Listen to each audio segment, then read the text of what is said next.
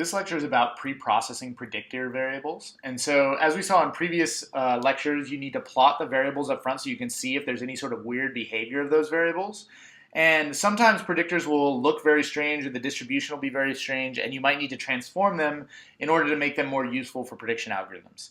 This is particularly true when you're using model-based algorithms like linear discriminant analysis, naive Bayes, linear regression, and things like that. We'll talk about all those methods later in the class, but just keep in mind that pre-processing can be more useful often when you're using model-based approaches than when you're using more non-parametric approaches.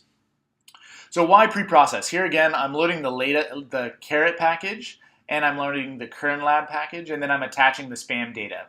Again, just like I talked about previously, when you're deciding how to pre-process data or how to explore data, we only look at the training set. So we split data right away into training and testing data, and we set the testing data aside for later. Now if I look at one of the variables, so again, this is spam data, so we're trying to predict whether the data is spam or if it's good emails, ham. And so the variables are things like how many capitals do we see in a row? What's the run length for the number of capitals in a row in an email? And if I make a histogram of those values, you see, for example, that almost all of the run lengths are very small, but there are a few that are much, much larger. This is an example of a variable that is very skewed, and so it's very hard to deal with in model-based predictors, and so you might want to pre-process. So if you take the mean of this variable, it's about 4.7, but the standard deviation is huge. It's much, much larger, so it's much more highly variable. And so what you might want to do is do some sort of pre-processing so the machine learning algorithms don't get tricked by the fact that it's skewed and highly variable.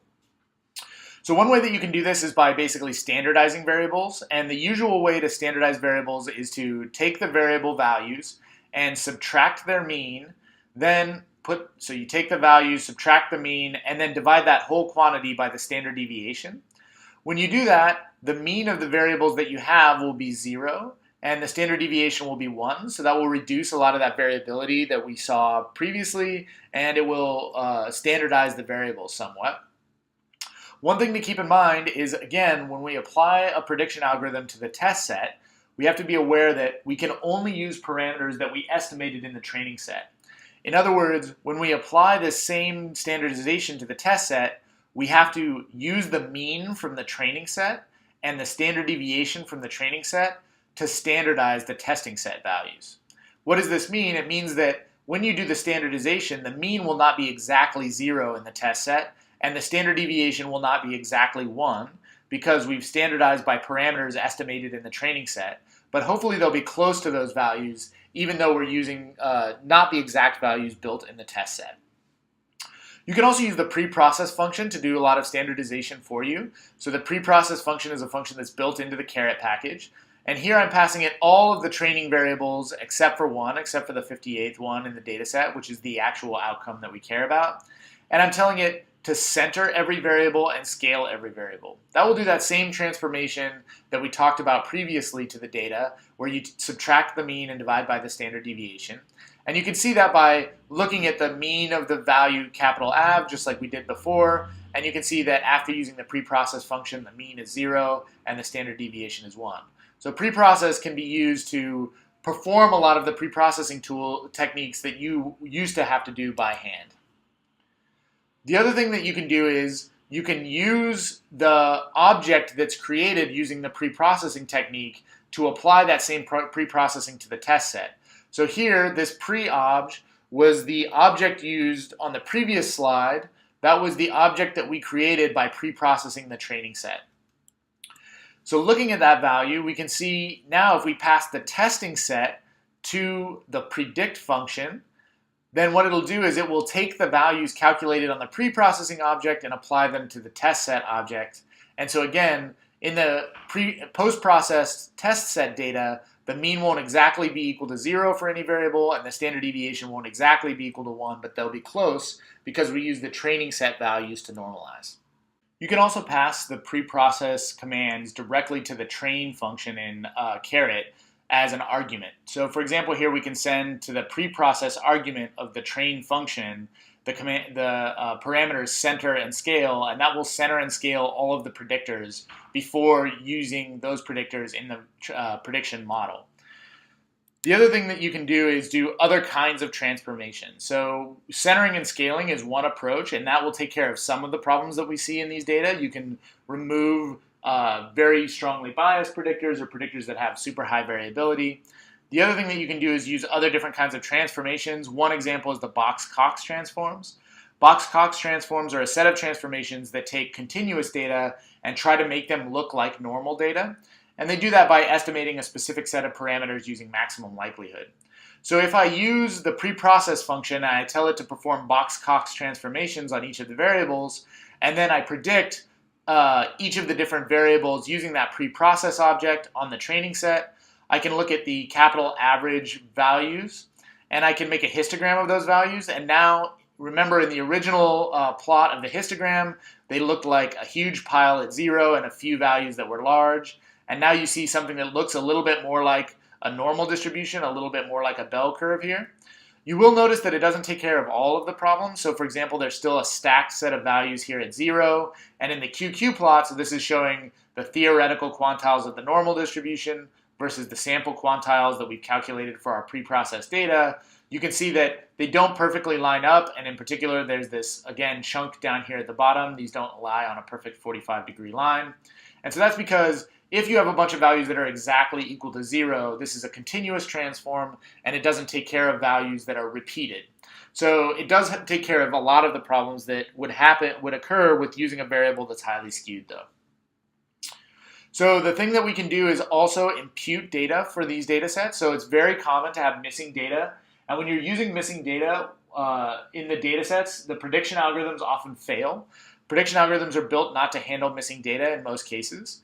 And so if you have some missing data, you can impute them using something called k-nearest neighbors imputation. So here we set the seed again because this is a randomized algorithm, and so we want to get reproducible results. And I take just these capital average values, and I create a new variable called capav. Then I generate randomly a bunch of values using the rbinom function to set equal to NA, and I set those values to be missing. So now this variable capav is exactly like the capital Av variable, only it has a subset of values that are missing.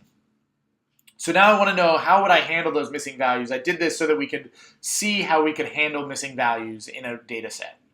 So one thing that you can do is you can again use this preprocess function and tell it to do k-nearest neighbors imputation. K-nearest neighbors imputation finds the k, so if k is equal to 10, then the 10 nearest data vectors that look most like the data vector with the missing value, and average the values of the variable that's missing and impute them at that position. So if we do that, then we can predict on our training set all the new values, including the ones that have been imputed with the k-nearest neighbors imputation algorithm. We can then standardize those values using the same standardization procedure that we did before by subtracting the mean and dividing by the standard deviation.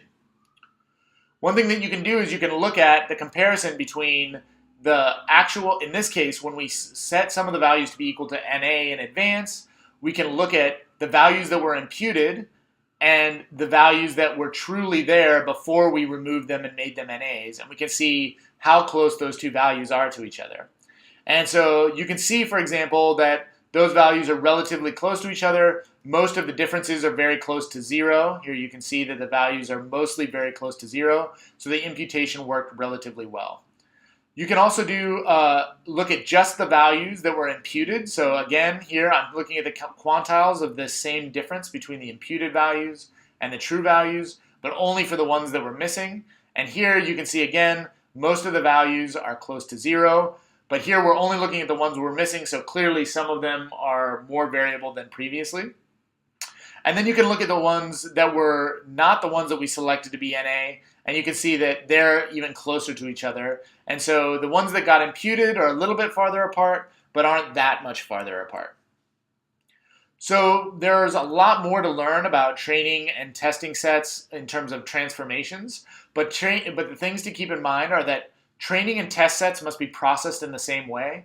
The Caret package handles a lot of this under the hood in the sense that if you train a data set using preprocess functions built into the train function in Caret, when it applies that preprocessed function to the test set, it will handle all of the preprocessing in the correct way for you.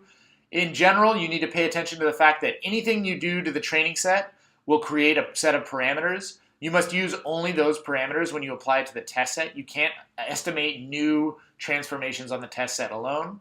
And that means that the test set transformations will likely be imperfect, especially if the test and training sets are collected at different times or in different ways. Some of the transformations won't necessarily work as well. All of the transformations I'm talking about so far, other than imputation, are based on continuous variables.